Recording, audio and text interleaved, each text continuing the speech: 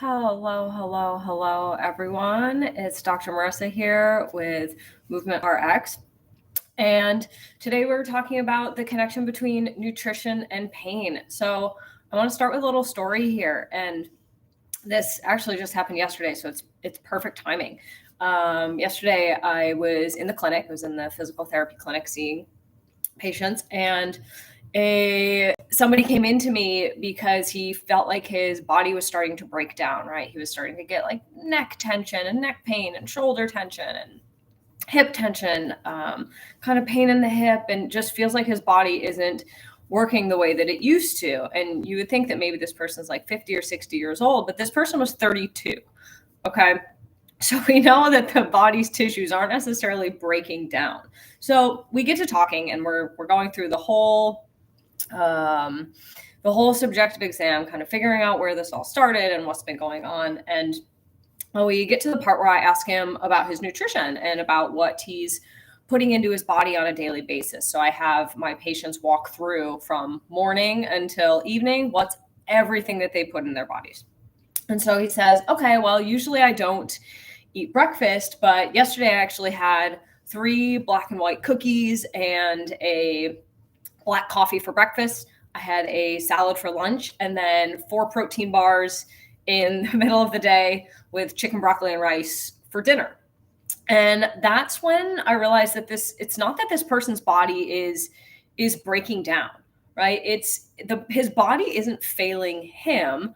This person is kind of failing his body in a way because he's not giving his body the nutrients that it needs in order to be able to perform at an optimal level, right? He's not supporting his musculoskeletal system to be functioning optimally. He's not supporting his immune system to be able to tamp down on inflammation.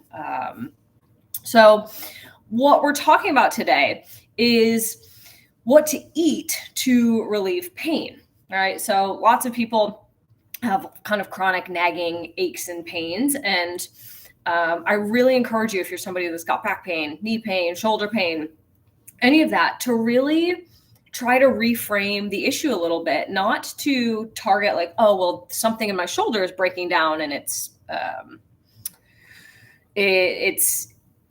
degenerating or something like that, but to think of it more from a, what can I do about this? How can I support the tissues in my shoulder, in my back, in my knee to be able to support me better? How can I support the health of those tissues?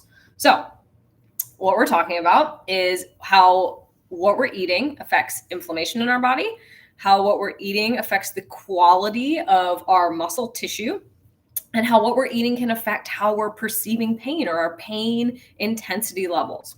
So the first thing that I want to talk about is how what we eat affects the inflammation in our body. All right. So we know that kind of chronic low-level inflammation can exacerbate all sorts of aches and pains. So the good news is that the more fiber that we have in our diets, the lower our risk for kind of joint aches and pains and arthritis symptoms, because of the inflammation that we can tamp down on if we have lots of fiber in our diet and micronutrients, like things that are coming from really colorful fruits and veggies. The other thing that's in the foods that have fiber in them are polyphenols. And these are antioxidant compounds. Again, things found in fruits and vegetables, things that are in tea and berries and dark chocolate.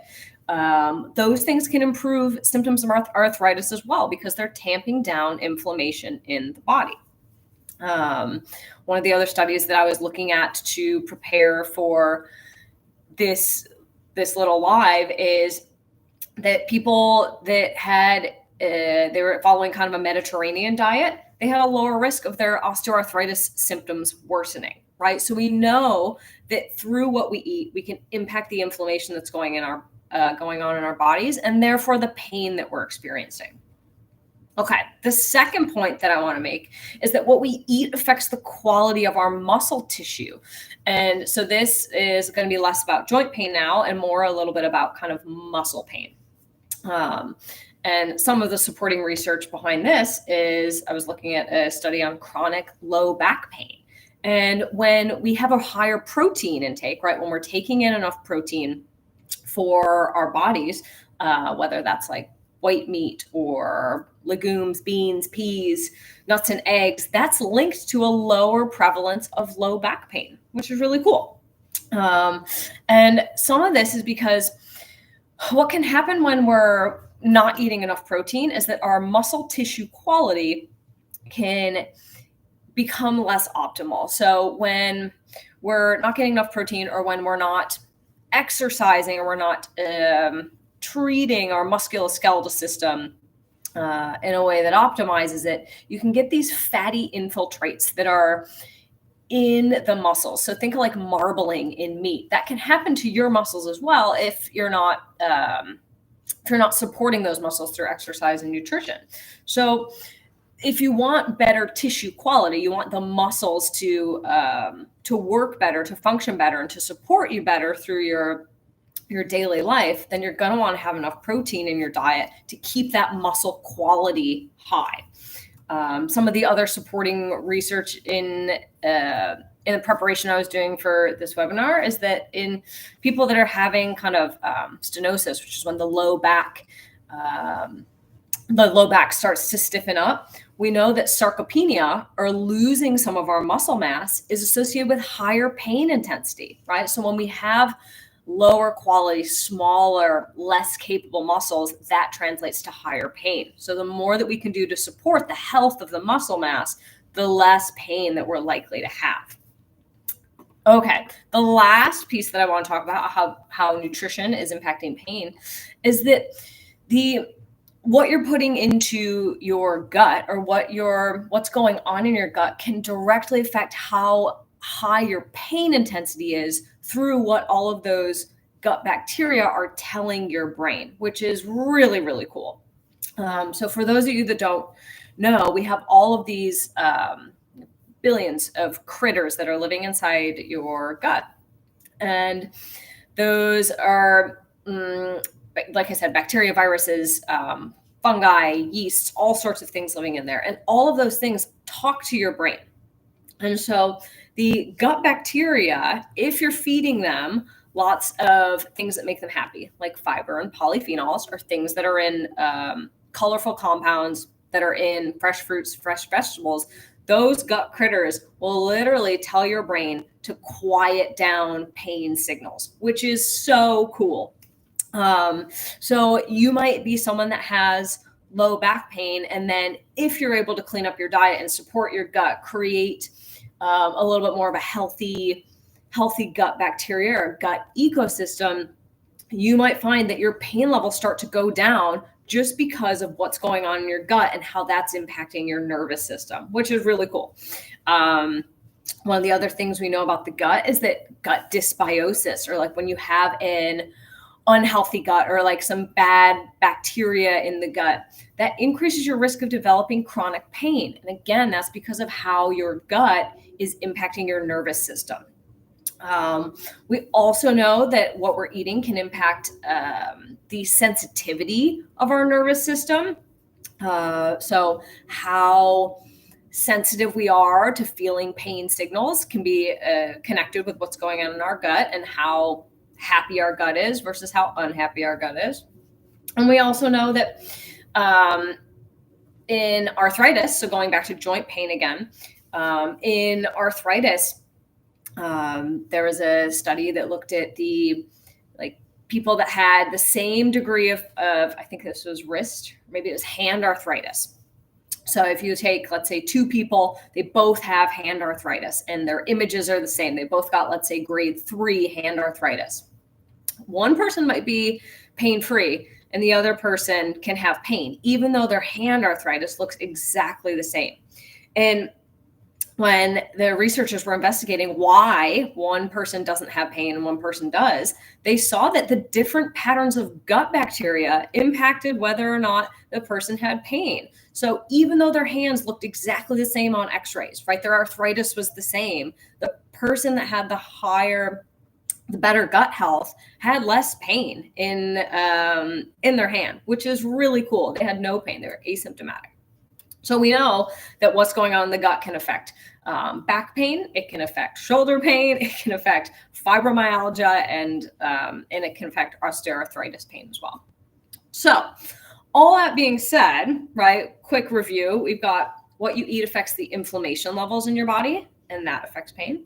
What you eat impacts the quality of your muscle tissue, and that impacts pain. And what you eat directly impacts how you're perceiving pain or your pain intensity. So what are some really simple steps that you can take, let's say today, to start to improve your nutrition as a way to start improving pain? The first one that I have is to try tracking your nutrition just for one day or even 2 days. So change nothing about your nutrition and track it. So there's apps like MyFitnessPal, or I think it's called Chronometer or Chronometer, where you can log everything that goes into your body over the course of a day, and it'll give you some metrics. Like it'll tell you, aside from how many calories you're eating, it'll tell you how many grams of fiber you got in throughout the day, right? And if you're somebody that's looking for hard numbers, generally men are looking at trying to get about 30 grams of fiber in per day, ladies around 25. So it'll tell you how much fiber you're getting in. It'll also tell you how much protein you're getting in. And we know that if we're trying to support a healthy muscular system, musculoskeletal system, that generally we're shooting for around 0.7 grams of protein per pound of body weight. So if you go through and you track and you see that you're getting somewhere way, way far away from that 0.7, that's for active people, just so you know. Sedentary people are going to be a little bit less. But if you're way off of that, then that can give you something that you can intervene on, something where you can start to make tweaks. So tracking nutrition for a day is one simple step that you can start to get an idea of how much fiber and how much protein you're getting in. You can also try adding maybe one nutrient-dense food, like a fruit or a veggie or a whole grain or anything that's got a ton of nutrients in it. You can add it to a meal that doesn't normally have it in it. So maybe if you're somebody who only has coffee for breakfast, maybe you start adding in something that's got a little bit more nutrients, whether that's some oatmeal with some berries, some chia pudding, something that's going to add some of those nutrients into your whole day. And then the last thing that I have, the last kind of small option that you might be able to take today would be to add a lean protein to your breakfast or your lunch meal. Because usually people tend to be pretty good about getting in their protein at their last meal of the day. But then you've kind of gone the whole day in a low protein state where you're not supporting your muscular system with the amino acids that it needs to kind of be building and repairing your muscles and tendons and ligaments. So you can add a lean protein to your breakfast or your lunch meal, right? Maybe you start to do like a poke bowl for lunch instead of just a salad that didn't have any protein in it. Maybe you add some egg whites to your eggs at breakfast. Maybe you usually have 2 eggs and now you're going to add some extra egg whites to it so that you get a little bit more protein at that meal. Maybe you add a little protein shake or something, or add some protein to your oatmeal.